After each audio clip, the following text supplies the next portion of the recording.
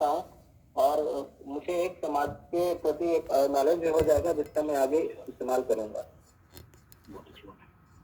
अच्छा, फिजिक्स के डेवलपमेंट में हमारे यहाँ एक इंडियन फिलोसफर थे ब्रह्मगुप्त, उनका एक इम्पोर्टेंट कंट्रीब्यूशन है, आप बताएंगे वो क्या कंट्रीब्यूशन? ब्रह्मगुप्त। Yes sir. अच्छा, सर ब्रह्मगुप्त को इंडिया का न्यूटन कहा जाता है। सर उन्होंने ग्रेविटी के बारे में न्यूटन से बहुत पहले सर उन्होंने बता दिया था, लेकिन उनको सर रिकॉग्नाइज नहीं किया गया वर्ल्ड लेवल पे। Very good. अच्छा, एंशिएंट इंडियन फिलोसफी का कौन सा ब्रांच है जो फिजिक्स को कहता है कि वो ओरिजिनेट किया, उसकी जेनेसिस है, उसका कंट्रीब्यूशन है? जो हमारा इंडियन फिलोसफी है, एंशिएंट इंडियन हिस्ट्री का ब्रांच बता दीजिए। सर ये एस्ट्रोलॉजी है सर। एस्ट्रोलॉजी, वैशेषिक दर्शन है, वैशेषिक दर्शन, एस्ट्रोनॉमी। यस सर, वैशेषिक दर्शन कनाद का, ठीक है ना, कनाद का वैशेषिक दर्शन है जिसने कि उसको ग्रो करवाया।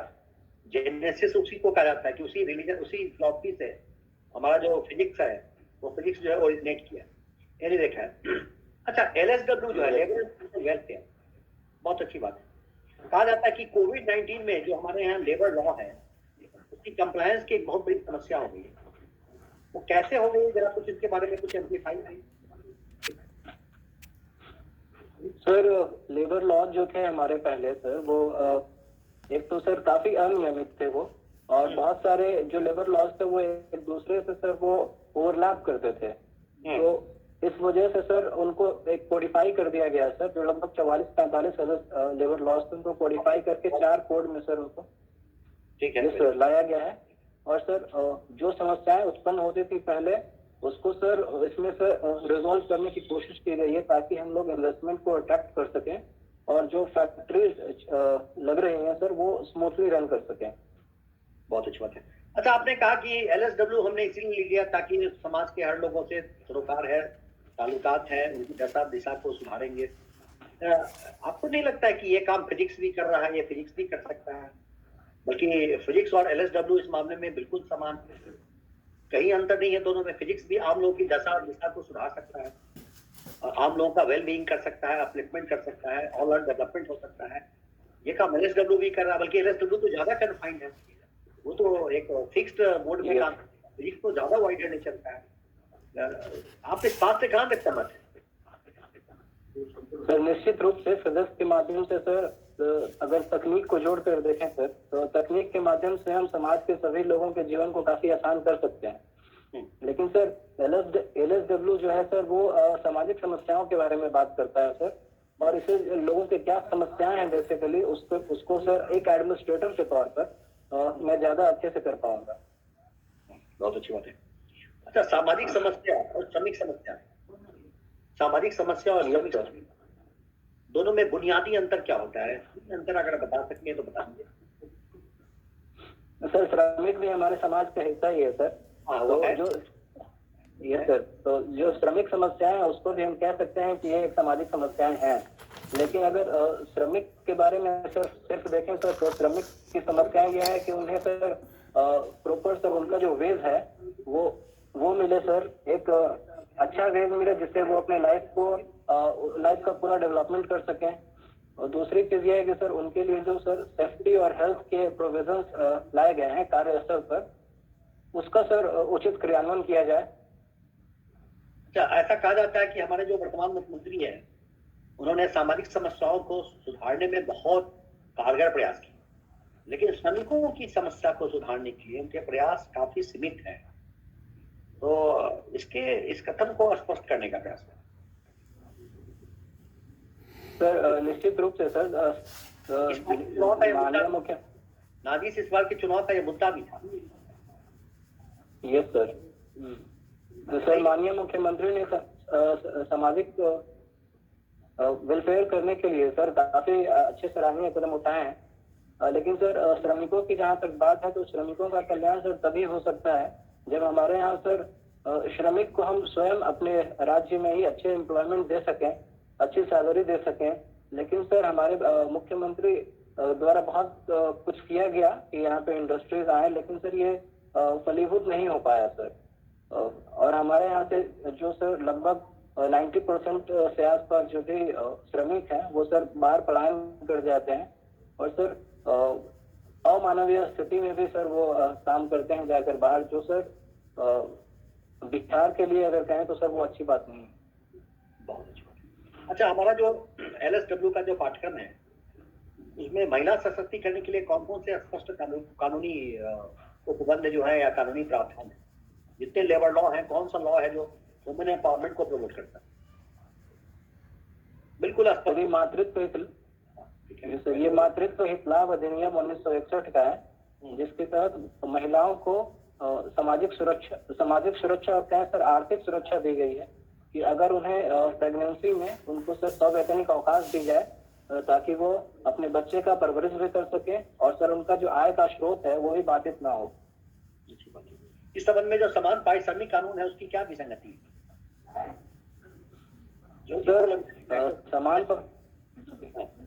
सर समान पारिश्रमिक अधिनियम भी महिलाओं के हित के लिए ही लाया गया था। ऐसा देखा जा रहा था कि कार्यस्थल पर एक ही काम के लिए महिलाओं को कम वेतन दिया जाता था, जबकि पुरुषों को उसी काम के लिए ज्यादा वेतन दिया जाता था। तो इसी वजह से सर सरकार द्वारा समान पारिश्रमिक अधिनियम 1976 लाया गया था, ताकि एक रूल बना दिया जाए कि समान काम के लिए सर महिलाओं को भी उतना ही वेतन दिया जाए जितना पुरुषों को दिया जाए। ये सर देखें तो राइट टू इक्वालिटी को भी काफी प्रमोट करता है। बहुत अच्छी बात है। अच्छा, हमारे यहाँ इंडिया में मल्टीपल लेबर लॉज हैं, लेकिन ये देखा गया है कि 90s के डिकेड में जो हमारा सर्विस सेक्टर जो ग्रो किया, सेवा क्षेत्र में काम करने वाले जो श्रमिक हैं उनके कई व्यापक और बोनाफाइड जो उनका लेबर इंटरेस्ट है जो श्रमिक हित है उसकी उपेक्षा हुई, खासकर BPO, KPO, LPO, ये जो आउटसोर्सिंग इंडस्ट्री है इसमें काफी ज्यादा वायलेशन हो रहा है। इस बात से आप सहमत हैं? सर मैं इसे समझ नहीं पा रहा हूँ अभी। अच्छा, नहीं समझ पा रहे। आउटसोर्सिंग इंडस्ट्री में इंडियन लेबर लॉ है जो मल्टीपल है, जो आपने कहा 44 है और उसको 4 भाग में डिवाइड किया जा रहा है। तो सर्विस सेक्टर के जो उनको लाभ नहीं मिल पा रहा, उनके श्रमिक को ज्यादा हो रही है, उनकी अवहेलना ज्यादा है। इसके बारे में कुछ जानकारी बताइए आप। ये सर अभी सर जो लॉ सर कोडिफाई किए गए हैं उसमें सर गिग इकोनॉमी और प्लेटफॉर्म इकोनॉमी की बात की गई है।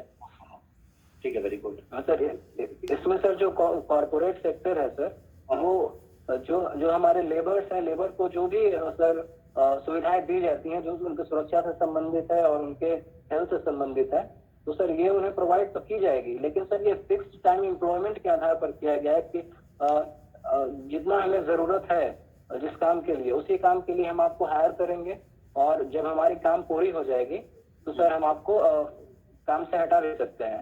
तो इसमें अगर ये देखें सर तो जो लेबर्स हैं उनको सिक्योरिटी तो कम मिलती है, लेकिन सर इसमें लेबर के कुछ हित भी हैं।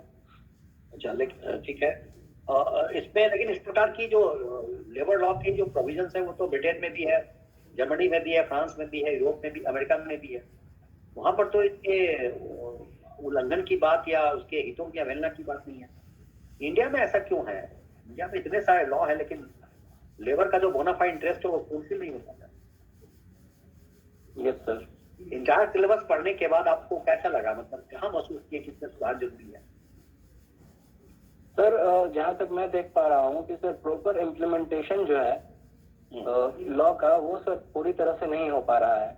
और एक चीज ये है कि सर इसमें जो लेबर्स के अवेयरनेस को अगर देखें तो अगर लेबर सर लिटरेट होते, वो ज्यादा अवेयर होते, अपने अधिकारों को जानते, तो सर वो उनके जो सर लेबर्स के हितों के सर वो सर अपनी रक्षा खुद कर पाते। सर लॉस तो बन गए हैं और गवर्नमेंट भी उसको इम्प्लीमेंट कर रही है, लेकिन सर अब वो खुद ही अपने अधिकार से सर अनजान है। इसी वजह से सर नियोजकों द्वारा उनका काफी शोषण भी किया जाता है।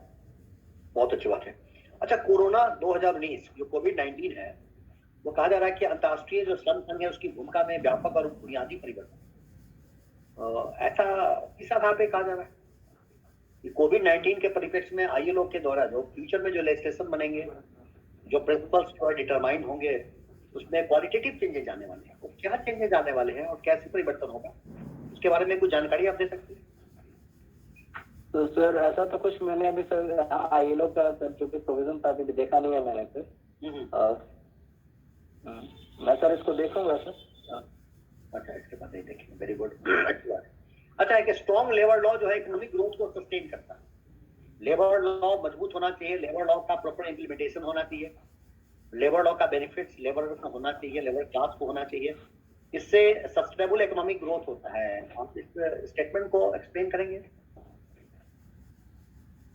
इंडिया को अगर मल्टी ट्रिलियन डॉलर इकोनॉमी बनना है तो उसके लिए जरूरी है कि जो लेबर लॉ हमारे पास है, जो ट्रू स्पिरिट है, जो सही भावना है, सही अंतरात्मा है, सही प्रावधान, उसको इम्प्लीमेंट किया जाए, एग्जीक्यूट किया जाए। ये स्टेटमेंट जो है वो हमारा एप्रोप्रिएट है, रिलेवेंट, इसको एक्सप्लेन करने का प्रयास करेंगे। ये सर लेबर लॉ जो भी बनाए जाते हैं सर, वो लेबर के हित में देखकर बनाए जाते हैं। और सर जो इंडस्ट्री है वो स्मूथली रन करे, इसके लिए सर जो लेबर है और नियोजक वर्ग है उनके बीच में जो संघर्ष का पहलू है उसको सर हम लोग कम करें। तो लेबर लॉ का अच्छे से अगर इम्प्लीमेंटेशन होता है और सर जो भी इश्यूज आते हैं उसका सर आर्बिट्रेशन के माध्यम से उसका निराकरण अगर किया जाता है तो सर इंडस्ट्री काफी स्मूथली चलती है और सर अगर देखें सस्टेनेबल इकोनॉमिक ग्रोथ भी होता है सर। अच्छा, ये राइट टू स्ट्राइक को लेकर के बड़ा आपका विषय वस्तु है, राइट टू स्ट्राइक। ये हमारा क्या राइट है? फंडामेंटल राइट है, स्टैट्यूटरी राइट है, कॉन्स्टिट्यूशनल राइट है, ये किस प्रकार का राइट है? ये बात बात पर जो स्ट्राइक होता है वो कलम बंद कर दिया जाता है, काम बंद कर दिया जाता है। जापान में जो स्ट्राइक होता है तो प्रोडक्शन बढ़ा दिया जाता है। ये राइट टू स्ट्राइक का मतलब क्या होता है? सर स्ट्राइक करने का अधिकार तो सर ये फंडामेंटल राइट तो बिल्कुल नहीं है सर, लेकिन कॉन्स्टिट्यूशनल राइट इसे कह सकते हैं, क्योंकि सर राइट टू प्रोटेस्ट जो है वो सर नागरिकों को दिया गया है। तो अगर सर वो अपनी किसी जायज मांग के लिए संविधान के किस राइट टू प्रोटेस्ट जो है वो भारतीय संविधान के किस प्रोविजन में दिया गया?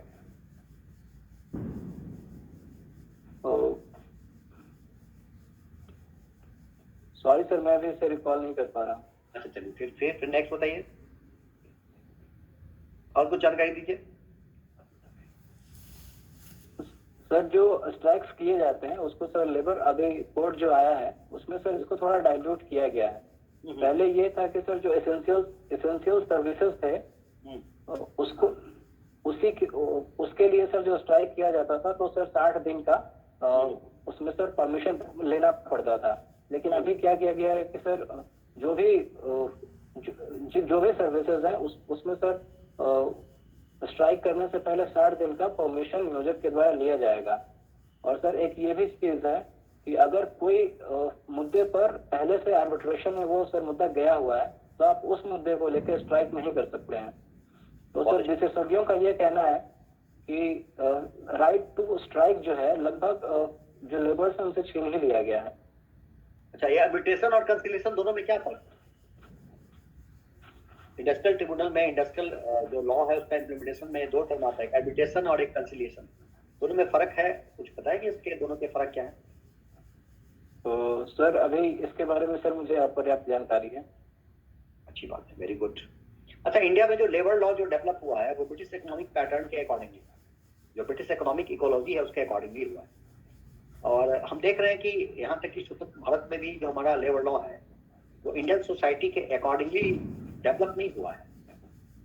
इसके पीछे कुछ रीजन हम बताएंगे? क्योंकि 1947 में 50 में हमने सारी पॉलिसी बनाना शुरू कर दिया और 51 में हमारा 5 ईयर प्लान भी शुरू हो गया, बट हमारा जो इंडियन लॉ है, लेबर लॉ है, वो इंडियनाइज नहीं हो पाया। अभी भी कहीं ना कहीं यूरोपियनाइज ज्यादा है या फिर ILO के द्वारा डिक्टेटेड ज्यादा है, हमारा अपना नहीं है। तो इसमें कुछ आप रिफॉर्म करने की बात नहीं है, समझते हैं?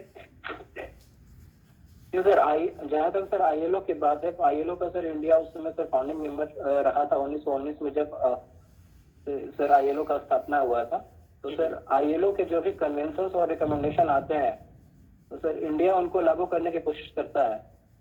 और सर कॉलोनियल पीरियड में जो लेबर लॉज बनाए जाते थे वो सर लेबर के हित में न रख के सर बल्कि जो ब्रिटिश जो कंपनी थी सर वो अपने हित में सर रखते थे ताकि उनको चीप लेबर एक मिल जाता था और उनका प्रोडक्शन हो और वो सर उस प्रोडक्शन को सर मार्केट में बेच पाए। 1881 का जो फैक्ट्री एक्ट है, 1891 का जो फैक्ट्री एक्ट है, दोनों के मेन प्रोविजन के बारे में बताइए। सॉरी सर, मैं उससे अभी पढ़ा नहीं। अच्छा, वेरी गुड, बहुत अच्छी बात है। अच्छा, ये बताइए कि आपके व्यक्तित्व का ऐसा कौन सा गुण है जो बिहार प्रशासनिक सेवा के अधिकारी के लिए बिल्कुल फिट है? इनका बिहार पुलिस सेवा है मेरे सर। अंदर एक लीडर मतलब बिहार पुलिस सेवा के लिए सर, मेरे अंदर एक लीडरशिप क्वालिटी है और डिसीजन मेकिंग मेरे अंदर है। मैं क्विक डिसीजन लेता हूँ सर। मैं काफी अलर्ट हूँ और काफी रिस्पॉन्सिव हूँ सर। वेरी गुड, बहुत बढ़िया है। अच्छा, ओके, नेक्स्ट। इसे कैसे साबित करेंगे कि आप बहुत रिस्पॉन्सिव और डेडिकेटेड और ऑनेस्ट और लीडरशिप क्वालिटी है? उदाहरण से समझाइए। तो सर मैंने ईमानदारी के साथ सर पीटी की परीक्षा पास की, मेंस की परीक्षा पास की और सर अभी इंटरव्यू दे रहा हूँ। ये मेरे सर ईमानदारी को और मेरे डेडिकेशन को दोनों को सर साबित करता है।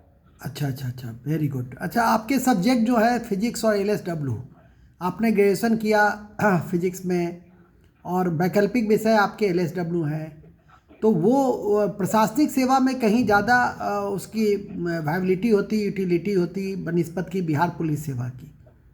बिहार पुलिस सेवा ही आपने क्यों ज्वाइन करना श्रेष्ठकर समझा? सर बिहार पुलिस सेवा में सर काफी इंटरेस्ट रहा है, मेरा सोच है। और बिहार पुलिस सेवा सर ग्राउंड लेवल पे काम करती है सर। वो फर्स्ट रिस्पॉन्डर होती है सर। अगर देखें तो सर वो समाज में सर फर्स्ट हेल्पिंग हैंड भी होता है और यह सर मतभेद को विवाद बनने से रोकता है सर। अगर लॉ एंड ऑर्डर को सर मेंटेन करता है। अगर लॉ एंड ऑर्डर सर अच्छा हो तो सर डेवलपमेंट के वर्क में काफी आसानी हो जाती है। पुलिस सेवा में आकर सबसे पहला काम आप क्या करना पसंद करेंगे? ये सर सबसे पहला काम सर मेरा ये रहेगा कि जो आम जनमानस और पुलिस के बीच में जो ट्रस्ट डेफिसिट है सर, मैं उसे बांटने की कोशिश करूंगा। मैं कम्युनिटी पुलिसिंग पे काफी जोर दूंगा ताकि कम्युनिटी का जितना ज्यादा से ज्यादा यूज हो सके पुलिस में। और इससे क्या होगा सर कि हम ग्रास रूट लेवल पे सर क्राइम को भी रोक पाएंगे और लॉ एंड ऑर्डर को अच्छे से मेंटेन भी कर पाएंगे। अपराध पर नियंत्रण करने के लिए आप नवाचार क्या करेंगे? अपराध पर नियंत्रण करने के लिए आपका नवाचार क्या होगा? सर अपराध पर नियंत्रण करने के लिए जो भी सेंसिटिव एरियाज होंगे तो वहां पे मैं सर CCTV कैमरा का इंस्टॉलेशन करूंगा। और सर GIS का इस्तेमाल सर किया जा सकता है।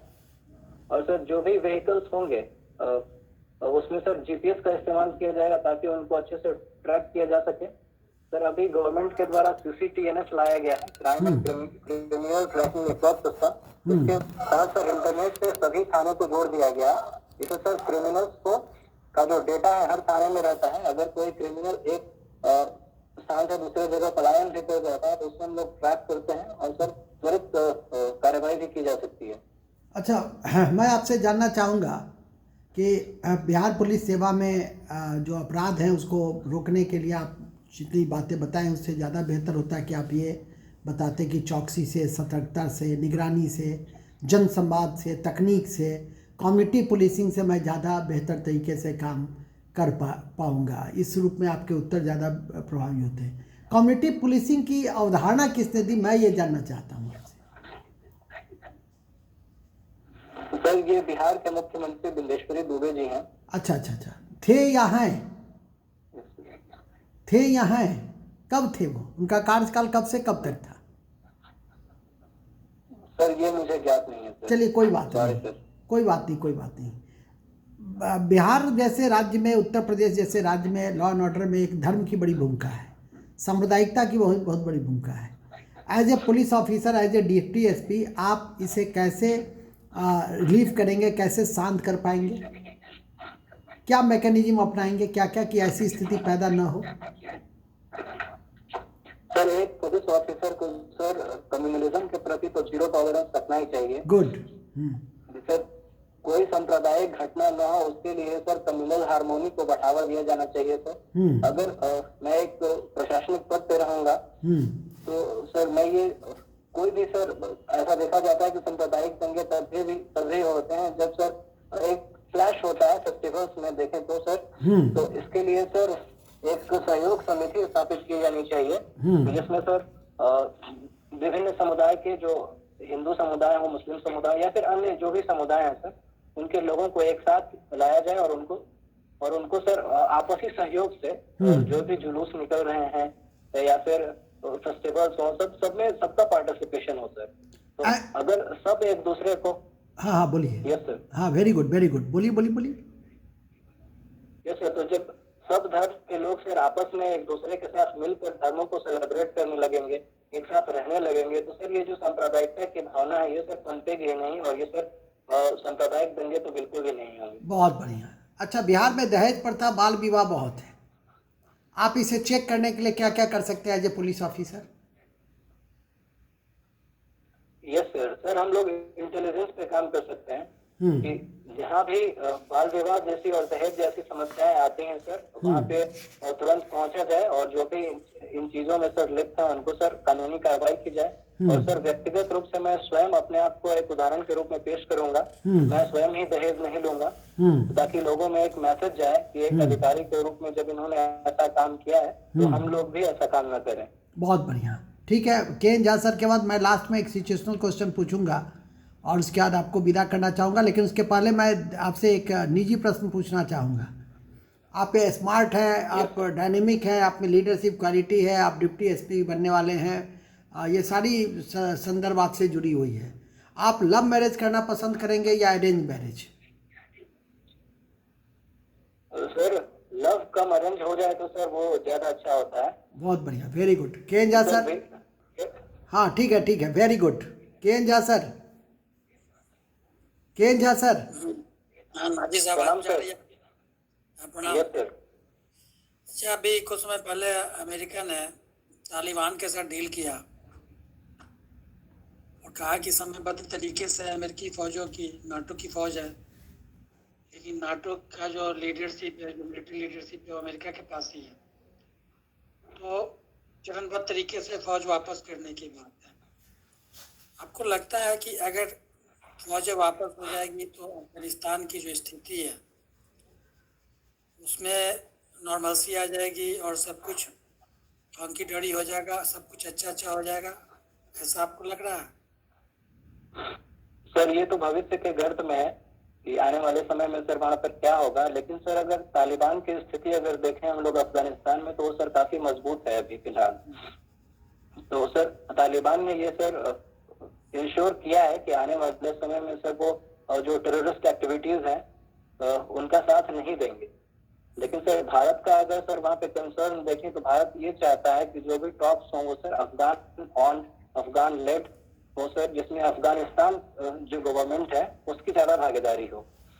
तो लेकिन सर अभी देखा जा रहा है कि तालिबान का सर जो वर्चस्व है वो अफगानिस्तान में बढ़ते जा रहा है।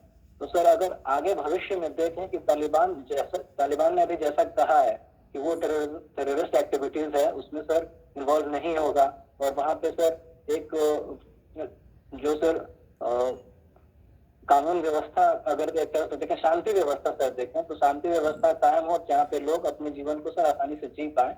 तो सर ये सर भविष्य के गर्द में मैं कहूँगा सर ये भी कुछ कहा नहीं जा सकता है। भारत ठीक है, तालिबान कह रहा है कि हम सरकार में आते हैं तो हम रेस्पॉन्सिबल गवर्नमेंट के रूप में काम करेंगे।